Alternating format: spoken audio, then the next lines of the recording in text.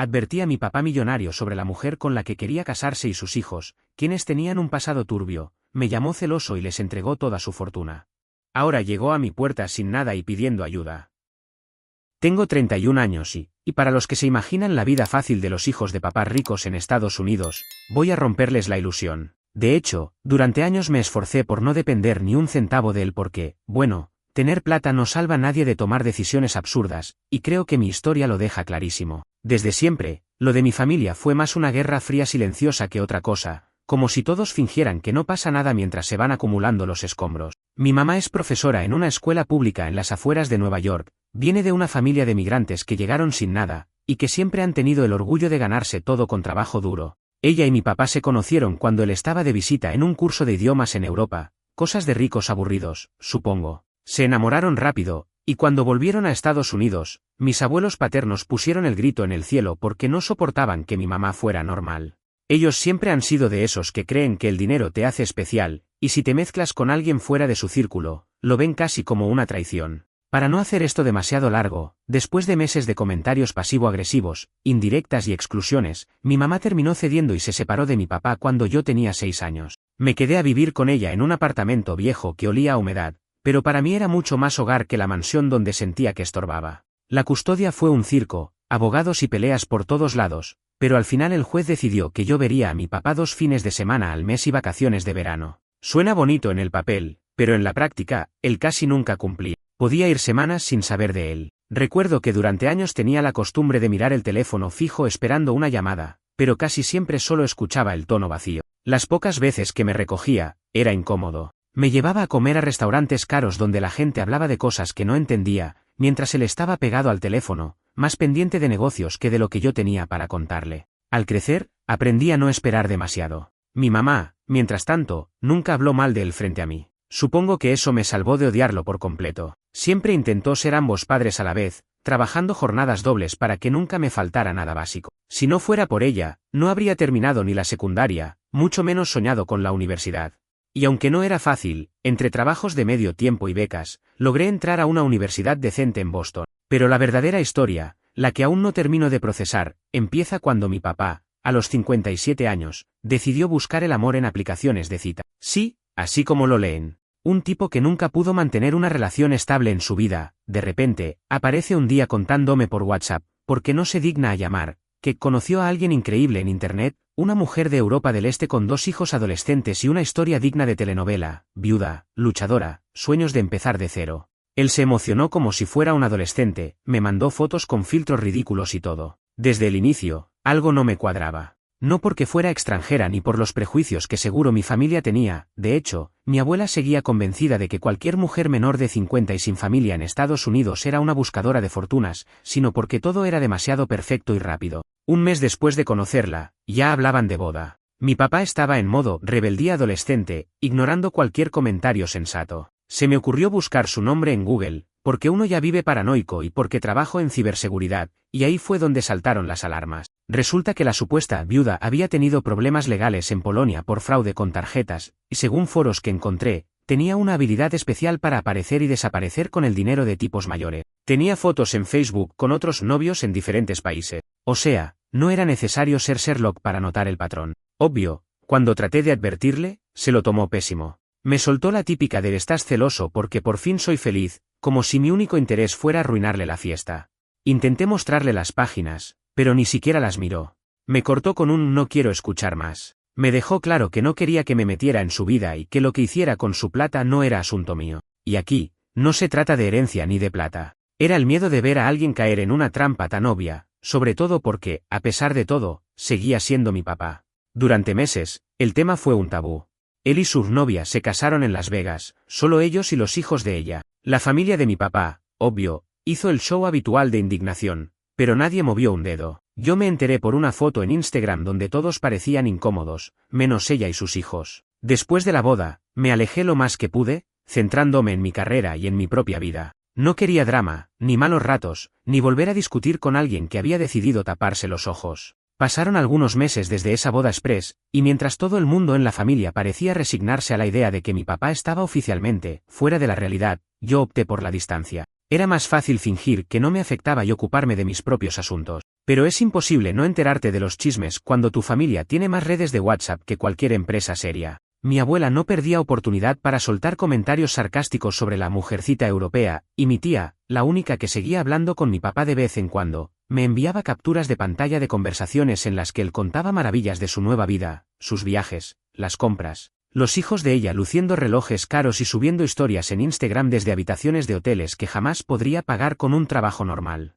En menos de un año, la mujer y sus hijos pasaron de vivir en un apartamento rentado en las afueras de Varsovia a mudarse a la casa de playa de mi papá en la costa este, y por supuesto, trabajando en los negocios familiares. Cuando digo trabajando, me refiero a que, de repente, los hijos de su esposa se convirtieron en gerentes de proyectos de las empresas de mi papá, aunque ni sabían inglés bien ni tenían la menor idea de cómo funcionaba una empresa en Estados Unidos. Mi papá, que siempre fue obsesivo con los números, empezó a delegar todo en ellos, tarjetas de crédito, cuentas bancarias, incluso autos a nombre de los muchachos. A veces me mandaba fotos de los tres en reuniones importantes, aunque no había ni un solo cliente en las fotos. Cuando le preguntaba si no creía que iba muy rápido confiando en gente que ni conocía, me soltaba frases tan desconectadas como, el amor y la confianza van de la mano, o peor aún, esta es mi segunda oportunidad de tener una familia. Yo solo podía mirar todo eso con una mezcla de tristeza y rabia. Mientras tanto, mi mamá seguía en su vida, cada vez más alejada de todo ese universo de privilegios que, irónicamente, solo le trajo problemas.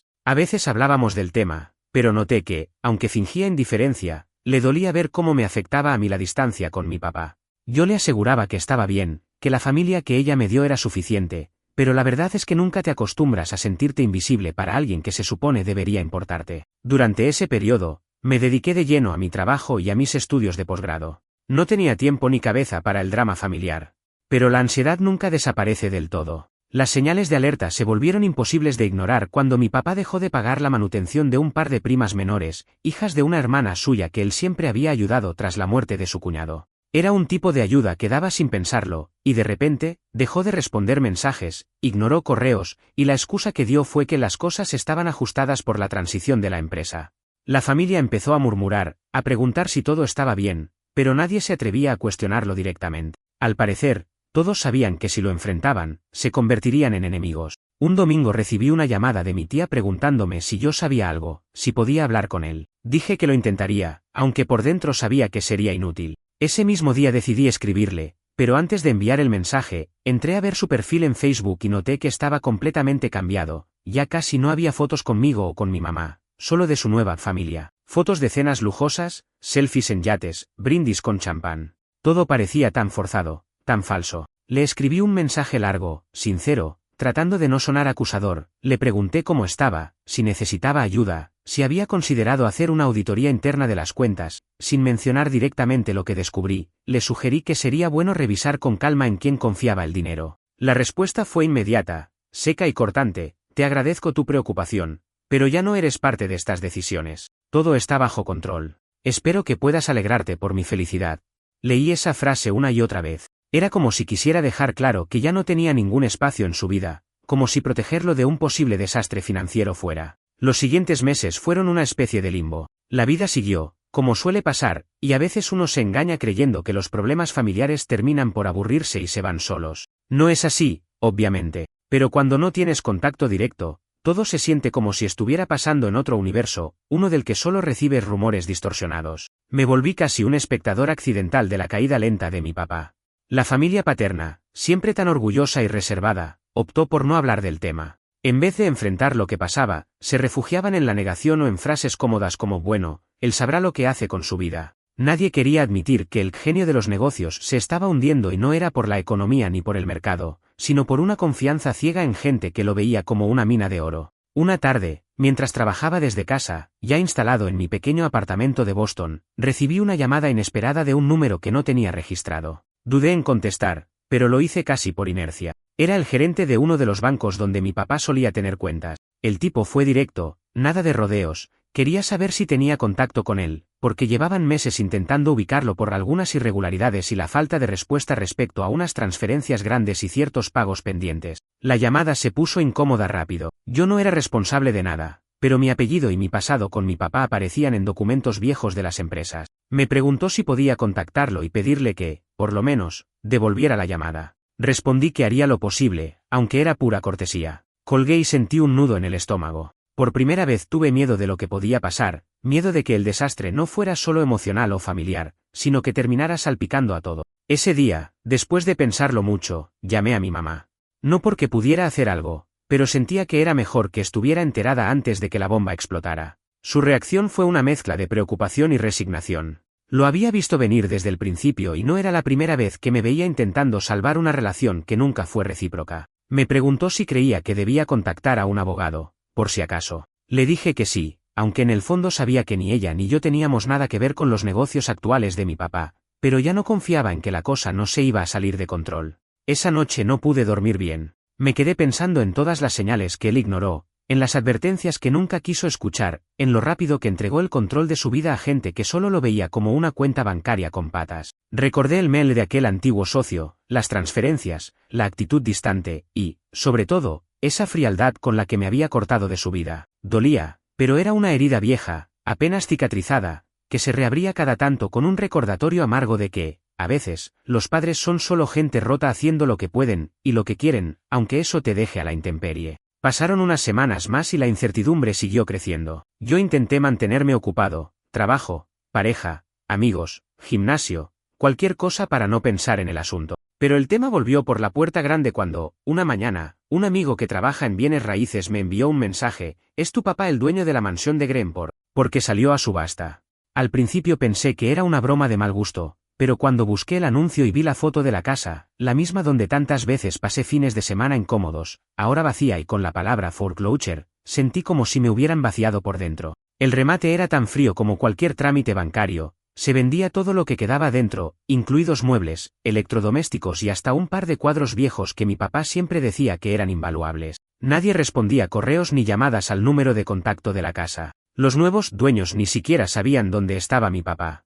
El agente inmobiliario me dijo que una mujer, su esposa, claro, había pasado un par de semanas antes a retirar algunas cosas personales y se había ido sin mirar atrás. No dejó dirección, ni teléfono, ni una nota. El vacío fue total. Se sentía como el punto final de una novela triste, pero en realidad era solo el preámbulo de lo peor. Porque, por más que uno se prepare, nunca es suficiente cuando la desgracia te toca la puerta, sobre todo si viene disfrazada de una cara familiar y desfigurada por la derrota. Lo que no sabía era que, mientras yo trataba de seguir adelante, en algún motel barato o refugio de las afueras, mi papá ya estaba sintiendo la realidad cruda de perderlo todo. Pero todavía faltaba una última vuelta de tuerca. Fue un martes cuando sonó el timbre de mi apartamento, y, al abrir, me encontré con una imagen que no esperaba ni en mis peores pesadillas. Allí estaba él, mi papá, con la ropa arrugada y la mirada perdida, un hombre completamente diferente al que recordaba. No había rastro del hombre seguro y arrogante que me había ignorado durante años, ahora era un extraño que parecía cargar con todo el peso de sus errores. No supe qué decir al principio.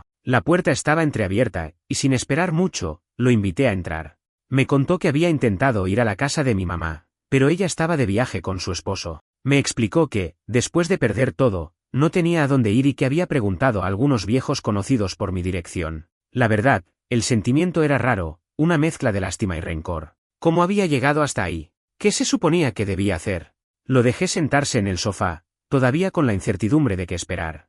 Él empezó a contarme cómo la mujer y sus hijos lo habían ido aislando poco a poco de sus amigos, socios y familiares. En un principio, él no quería creer las acusaciones que yo y otros le habíamos hecho, pero cuando la realidad golpeó, fue demasiado tarde. Según él, intentó enfrentarla con la evidencia que le había mostrado años atrás, pero eso solo provocó que ella se molestara y le dijera que o se quedaba callado o se quedaba solo. Me habló de noches sin dormir, llamadas que no contestaban, facturas acumuladas y amenazas veladas. Habló de sentirse traicionado por la mujer que juraba amarla y por sus propios hijos, quienes se habían vuelto fantasmas cuando las cuentas comenzaron a caer en picada. La sensación de abandono era palpable en su voz. No pude evitar pensar que, por primera vez, mi papá estaba experimentando lo que yo había sentido toda mi vida. Le pregunté si tenía un plan. ¿Qué pensaba hacer ahora? Su respuesta fue incierta. Dijo que quería intentar arreglar las cosas con mi mamá, pero no sabía si ella estaría dispuesta a escucharle después de tantos años. También mencionó que estaba considerando buscar ayuda legal para recuperar algo de lo que había perdido,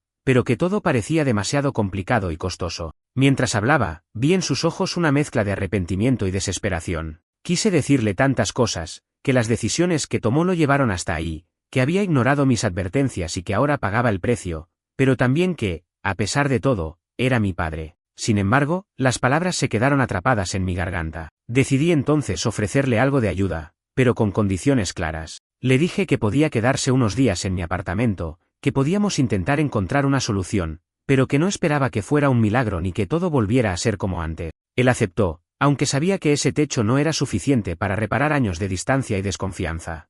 Esa noche, mientras él dormía, me quedé pensando en lo irónico que era la vida. Había pasado años intentando construir mi propio camino, evitar los errores de mi padre y ahora él llegaba a mí, sin nada, buscando apoyo. Me pregunté si, en algún momento, habría podido hacer algo diferente para evitar este desenlace o si simplemente era una cadena de malas decisiones inevitables. Al día siguiente, comencé a investigar opciones legales y a contactar a viejos amigos y abogados que pudieran ayudar.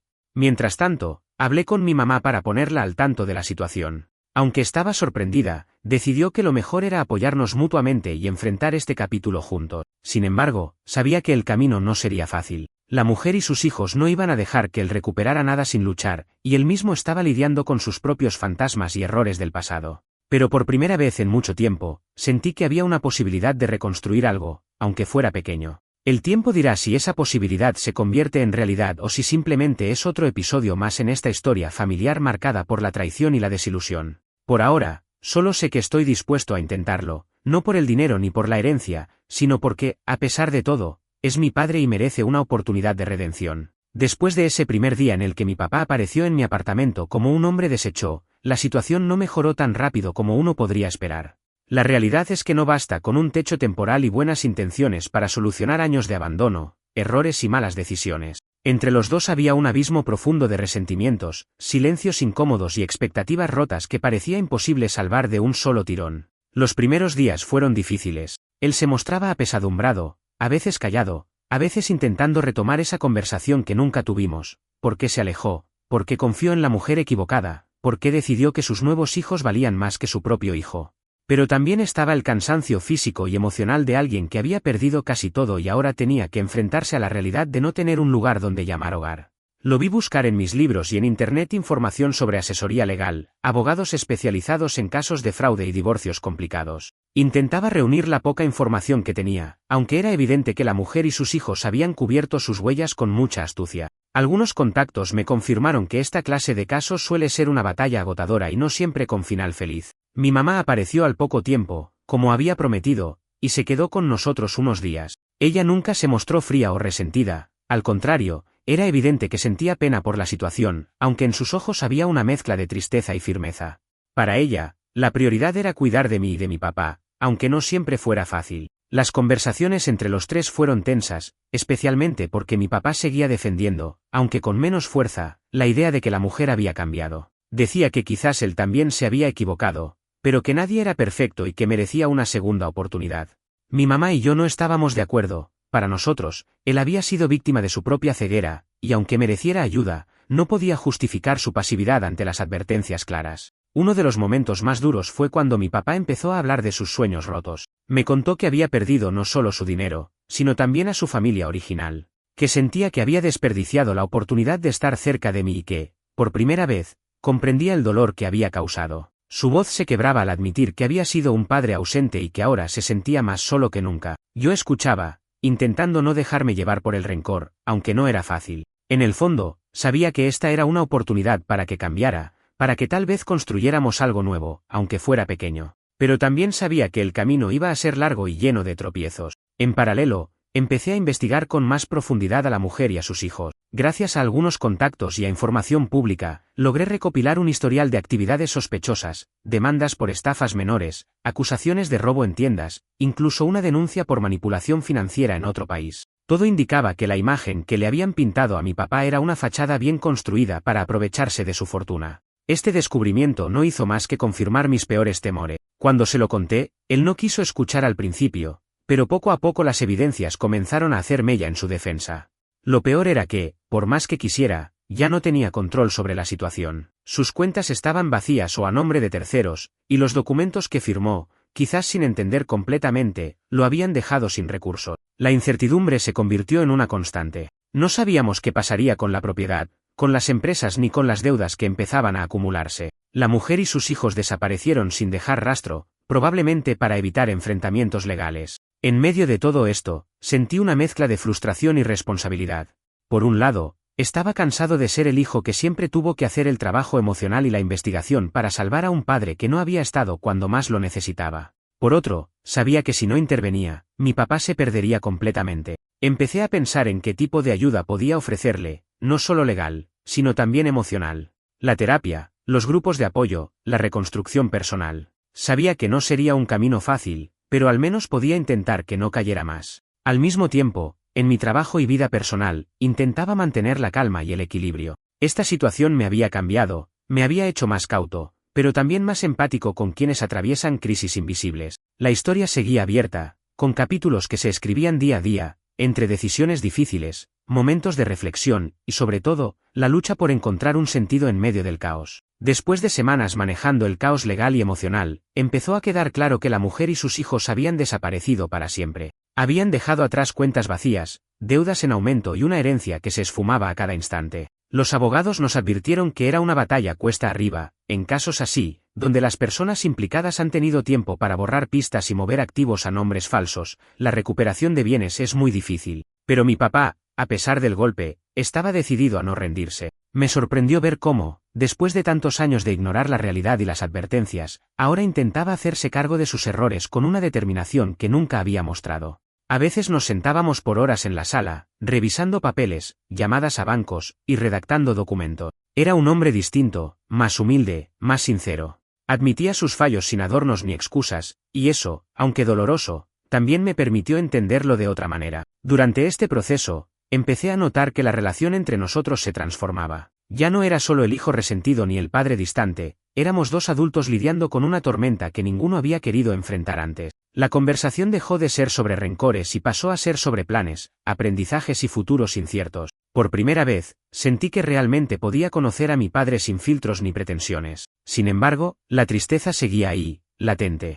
Porque detrás de la lucha legal estaba la pérdida de un pasado que no volvería. La casa familiar, el patrimonio, los recuerdos, todo se había esfumado. Lo más duro para mí era que ese desastre no solo se debía a la mujer que lo había engañado, sino también a la incapacidad de mi papá para protegerse y para escuchar. Eso no podía olvidarlo. En paralelo, mi madre seguía siendo un pilar fundamental. Ella me apoyaba emocionalmente, me aconsejaba cuando la frustración me ganaba, y se mantuvo firme en no juzgar a mi padre, aunque yo a veces dudara de que fuera posible perdonar tan fácilmente. Su madurez y calma me hicieron comprender que las personas pueden cambiar, pero que el perdón también es un proceso que toma tiempo y, sobre todo, voluntad. Con el paso de los meses, la sombra de la deuda y la bancarrota empezó a pesar menos, aunque seguíamos lidiando con los fantasmas del pasado. Mi papá decidió mudarse a un apartamento pequeño en el centro de Boston, lejos del lujo y de las falsas promesas, buscando empezar desde cero. Ese cambio fue simbólico y necesario, porque mostraba que por primera vez no estaba huyendo, sino enfrentando su realidad. También comenzó terapia, algo que le recomendé desde el primer día. Al principio fue reticente, pero con el tiempo entendió que no solo necesitaba ayuda legal, sino también emocional.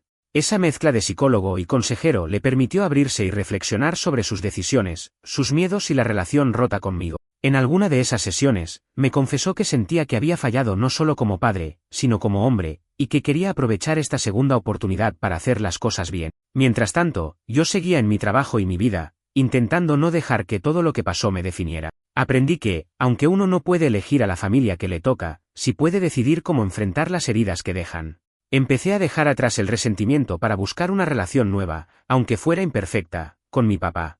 Lo que más me sorprendió de todo esto fue que, en medio de la tormenta, pude descubrir una fuerza inesperada en mí. La capacidad de perdonar sin olvidar, de ayudar sin esperar nada a cambio, y de aceptar que las personas que amamos pueden ser también las que más nos lastiman. La historia de mi familia no terminó ni terminó bien ni mal, está en pausa, con capítulos que todavía faltan por escribir. Lo único que sé es que el camino hacia la reconciliación es largo y lleno de obstáculos, pero también de momentos sinceros y aprendizajes valiosos. Los meses siguientes trajeron cambios más profundos, y no solo en lo práctico, sino en cómo nos relacionábamos. Después de que mi papá comenzó con la terapia, se volvió más reflexivo. En las conversaciones que compartíamos, empezó a abrirse de una manera que nunca antes había logrado, incluso con mi mamá. Hablaba de sus miedos, de la soledad que había sentido durante años y, sobre todo, de la culpa por no haber estado ahí para mí cuando más lo necesitaba. Lo curioso es que, por primera vez, no sentí el peso del rechazo ni del abandono. Era como si esas heridas, que por tanto tiempo parecían irreparables, comenzaran a sanar poco a poco. Aún quedaban momentos tensos, claro, y no todo era perfecto. Pero lo que ahora existía era una honestidad que antes no habíamos tenido. Mientras él reconstruía su vida, yo también enfrentaba mis propios retos. La experiencia con mi papá me había dejado cicatrices, y aunque había avanzado en la aceptación, había aspectos emocionales que aún me costaban manejar. La terapia me ayudó a entender que no podía cargar con toda la culpa ni esperar que mi papá cambiara de la noche a la mañana. Aprendí a poner límites saludables y a cuidar mi bienestar sin sentir que traicionaba mi historia. Uno de los episodios más reveladores fue cuando mi papá me confesó que había pensado muchas veces en rendirse, en desaparecer completamente, que el golpe de perderlo todo había sido demasiado duro y que había estado al borde de abandonar la lucha. Me habló de noches enteras sin dormir, de lágrimas que nadie vio y de la constante voz interna que le decía que no merecía una segunda oportunidad. Pero que, a pesar de todo, algo dentro de él lo impulsaba a seguir adelante, por nosotros, por él mismo. Fue en ese momento que comprendí que, aunque el daño estaba hecho, existía la posibilidad real de redención. Y no era algo que pudiera forzar ni acelerar, sino que debía darse con tiempo y esfuerzo genuino. También tuvimos que enfrentar la relación con la familia de su esposa. El proceso legal estaba avanzando lentamente, con abogados de ambas partes moviéndose para proteger intereses. Aunque la mujer y sus hijos habían desaparecido, sus representantes legales no. Se habían apropiado de varios activos y estaban tratando de limpiar sus nombres en registros oficiales. Cada avance requería más pruebas, más tiempo y más dinero, recursos que escaseaban. Mi papá, aunque agotado, decidió tomar un papel activo. No quería que la historia terminara con ellos ganando. Aceptó que la única manera de seguir adelante era confrontar el pasado, no huir de él. A nivel personal, esto generó tensiones entre nosotros. A veces él volvía a caer en viejos patrones de orgullo, intentando resolver todo solo o minimizando el daño. Yo tenía que recordarle que no estaba solo, que podíamos apoyarnos mutuamente. Fue un aprendizaje mutuo, donde la paciencia y la comunicación se volvieron esenciales. Mientras tanto, mi mamá seguía siendo un soporte silencioso, un puente entre nosotros cuando la conversación se volvía demasiado difícil. Su experiencia como madre, esposa y mujer independiente nos enseñaba que, aunque el pasado duele, la vida sigue y uno tiene que seguir adelante. Lo más importante que aprendí de todo esto es que la familia no es perfecta, ni está exenta de errores, pero puede ser un espacio de crecimiento, perdón y comprensión si todos están dispuestos a trabajar en ello. No pretendo que esta historia tenga un final feliz en el sentido clásico, porque la realidad no funciona así, pero sí creo que el simple hecho de intentarlo ya es un paso gigantesco. Pasaron más meses y nuestra rutina empezó a tomar una forma más estable, aunque marcada por la fragilidad de lo que habíamos vivido. Mi papá estaba empezando a encontrar pequeños trabajos para mantenerse, cosas simples que le permitían pagar el alquiler y no depender completamente de nadie. Verlo así, luchando para recomponer su vida sin el respaldo económico que antes tenía, era agridulce. Por un lado, me generaba tristeza, por otro, sentía que, por primera vez, estaba siendo realmente responsable de su destino. Las audiencias judiciales avanzaban con lentitud y frustración. La exmujer y sus hijos se resistían a aceptar responsabilidades. Sus abogados presentaban documentos y argumentos que parecían diseñados para confundir y dilatar el proceso. La estrategia era clara, ganar tiempo y desgaste para que mi papá desistiera. Pero él estaba más decidido que nunca. Aunque sus recursos económicos ya no eran los mismos, su determinación parecía no tener límite. A nivel familiar, yo y mi mamá nos manteníamos en un equilibrio constante entre la paciencia y la preocupación. Habíamos aprendido que la reconstrucción de relaciones dañadas requiere tiempo y trabajo duro, y que no todo puede solucionarse con palabras o buenas intenciones. A veces, los silencios eran tan elocuentes como las conversaciones. Con mi papá, logramos llegar a acuerdos básicos que facilitaron la convivencia, respeto mutuo, espacios personales y, sobre todo, la honestidad sin adornos. No pretendíamos ser una familia perfecta, pero sí una donde pudiéramos ser auténticos sin miedo a ser juzgados. En algunas de nuestras charlas, mi papá me confesó que, a pesar del dolor y las pérdidas, estaba agradecido por esta segunda oportunidad que la vida le había dado. Que a veces no hay que esperar a que todo esté perfecto para empezar a sanar, sino simplemente comenzar. Yo sentí que, aunque los años no se recuperan, podíamos construir algo nuevo, basado en la verdad y el compromiso. En cuanto a la mujer y sus hijos, la batalla legal seguía, pero con menos esperanza de recuperar todo lo perdido. Ya no se trataba solo de dinero, sino de justicia y de hacer que la verdad saliera a la luz. También entendimos que, a veces, las personas que parecen entrañables y confiables pueden ser expertas en manipulación y engaño, y que la confianza ciega es un lujo peligroso.